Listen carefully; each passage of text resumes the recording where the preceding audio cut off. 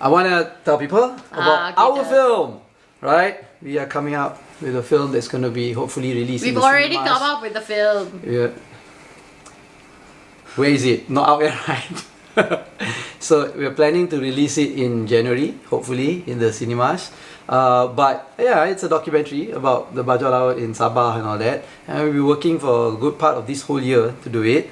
As we all know, it's a documentary like this in the cinemas.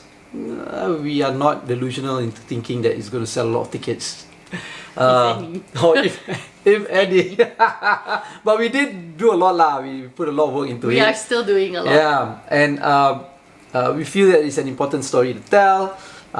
And we're doing like preview screenings here and there. I mean, seeing if we can get some support for people to like. We're gonna try to pre-sell these tickets. Whoever feel like they believe in the story and they want to help, they can, what can they do? They can contribute to us buying tickets for other communities to watch. Like if they feel it's worth watching, by other people. Yeah, you pre-buy these tickets, and then we at FAT BIDIN will try to organize like trips for these people. We'll buy the tickets for them based on your contributions, whether it be school children or university students or anyone, marginalized communities or even the bajau laut community themselves.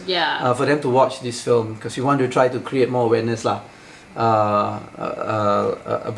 the issue. I mean, you can find out more at FAT BIDIN at our website, and see what you think. And if you feel like you want to be one of those who come for the preview screenings, see if you do want to support the film, get in touch with us. Yes. Yeah, get in touch with us.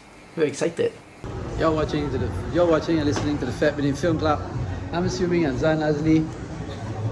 And I'm Kelly. And every week we watch a local film and we review it. And this week we're watching a local film and we're reviewing it.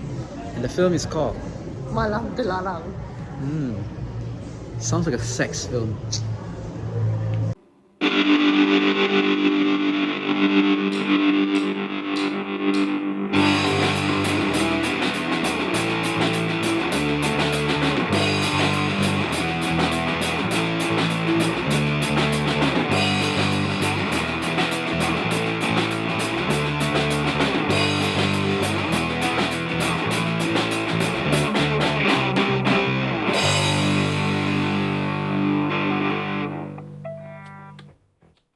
Okay, so we watched Malam Terlarang. Yes. It has a really good lineup of actors. It's got Zul Arifin, Sophia Jane, Sabri Yunus, Hasnur Rahmat. A lot of good actors lah. And it does show. It does show in the film, right? Yes. Okay, so it's a horror film. Spiritual more than horror maybe? No, not spiritual. Thriller lah. Horror. Supernatural rather than horror, right? Okay, so what's the film about? It's not directed by Gus. It's directed by Nur Hanisham Muhammad. Okay, what's the film about? The film is about a politician's son, Omar. Yes. Who has a family and who's married to Sophia Jane. And it's set in like I want to say late 70s, early 80s, but it might actually be late 60s, early 70s. No, not that long ago. Not that long ago, right? Because a lot of things in there I remember growing up. Okay. So 80s lah, 80s. Yeah. In the early 80s, late 70s, and it starts with a dua selamat for Sophia Jane because she had previously had an accident, and now they're having a dua selamat for her. And at the same time, her husband Omar is announcing his candidacy to run for Adun. Against Hasnur Rahmat, who is his father's friend. Now his father is also a very prominent politician. His father is Sabri Yunus, but he's not the Adun lah. Yeah, he's the knight. Yeah. So it starts from there, and then Zul Arifin's character Omar has two daughters. Okay. So there's like the older daughter who seems to be very like cares for the mother, very like proper, and then there's the second daughter who seems wild. just a little bit young. Not really wild. It's just that she's young, Open, wants to go to the city, wants to become a journalist, photojournalist and all that lah. So this is the first impression that you get when you watch the film, right? And then the film goes on lah from there. We don't really want to talk so much about what happens in the film because that will spoil it. So we'll just tell you what we think about it. So what do we think about it? Okay, so initially, watching this film, when you watch this film, you know that it's got a big budget. You can see that they put in a lot of money into it lah, because it's nice, right? The locations are nice, the set design is nice, the costume is nice, the way it's lit, the camera, it's shot very mainstream, beautiful lah, right? And that one, it's one thing that already attracts you to the film lah. But I felt that it was a little bit cliche in his dealing of like certain issues, like politician wanting to get ahead, so use black magic kind of thing, you know, jealousy between husband, wife, girlfriend, boyfriend, man, woman, and all that, right? I felt like it was something that's too common. So initially, I was a little bit with the film lah. But as the film went on, you start to realize, right, that the film is a very twisted and sick film. And not in a bad way. I mean, it's bad, for but them. yeah, but it's great for the film and the story, right? Because it's sick and twisted, like got like incest and wow, you know, and a lot of like things that come up. That's why we couldn't tell you a lot when we were describing what the film is about, because every corner there's something twisted that comes up and then you're like, whoa, you know. And so it's kind of fun to watch this film, to discover how the story starts to like develop and how these characters start to reveal who they really are, because they are not what they seem at the beginning. Which is in a way a spoiler, but never mind. You'll figure it out yourself. Yeah, just note that there are a lot of twists and turns. Watch carefully. Yeah. It was very interesting to see the kind of like fresh take that this film had. You felt it wasn't cliche lah. On these tropes that you feel it's cliche. I don't think it's really cliche. I just think that the motivations for people to go to black magic is always going to be the same. It's always this like desperation and greed, you know, for whatever lah, for love or power, blah blah blah. And that is what the shaitan supposedly plays on, right? Man's desire. So that one we already knew. That one you can't really change also if you wanted to. But this film really kind of breathes new life into how it unravels that ploy, or it unravels that idea, and also this like effect that it has on the kind of generations to come lah. So because usually when you see these kind of films, it always happens to the person who does it or the person that it's being done to, but you don't really see what happens to the family members of these people. Not really lah. I mean, one or two fellas will kena raso or whatever, but this one had like a really adverse effect, and it was like a prolonged situation.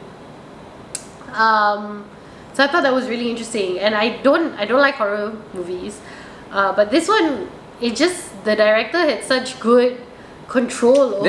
That's true, you know. Over everything. Yeah, the director was quite good. I've never heard of Noor Hanisham. Yeah, but it's good. She has control of the story. She knows what she's doing. The story was tight. Yeah. Yeah, and she really like teased out. She really keeps you on your toes as the audience, and she's really like very good at keeping you captivated, and she's really good at teasing you lah, basically. Yeah. You know, every single scene, you think you already know, and you think that it's coming to a conclusion, and then it doesn't, and then it turns into something else, and then you have to like kind of like catch up again to see like, but I thought it was like this, but it's actually not like this.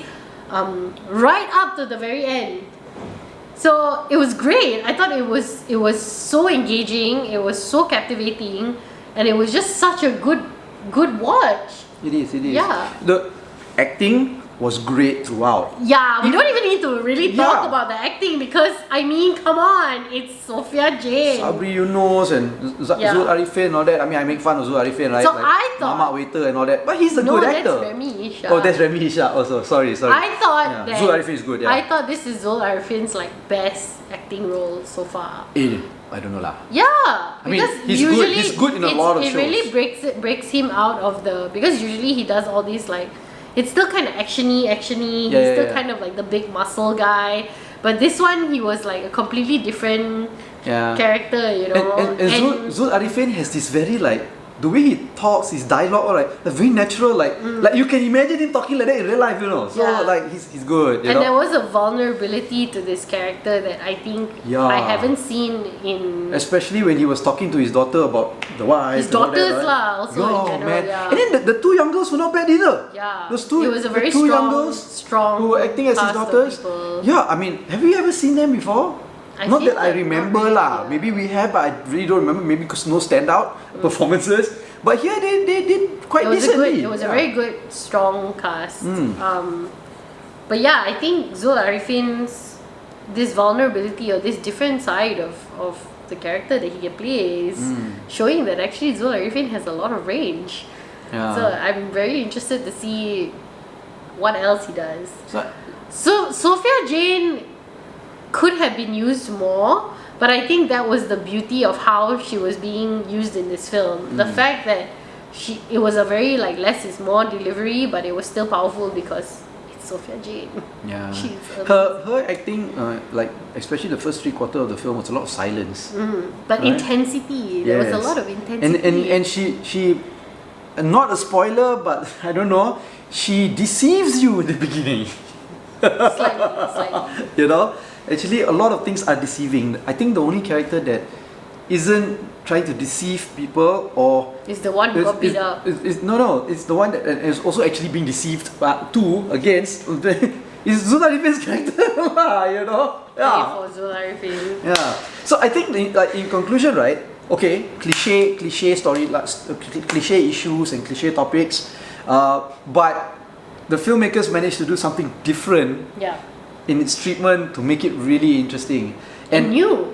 Yeah, and I also think that this is like a good example of how good actors, good financial resources, good like directing all come together to produce a very decent movie. You know, yeah, everything came together. I don't know about the production lah. Maybe you've got horror stories to tell about the production lah. You know, but the film came out well. So, would you tell people to watch this film? I would tell people to watch it. It's a very entertaining film. Yeah, it's really worth the money that you're paying. It's got really good quality, really good story, and it's really good lah.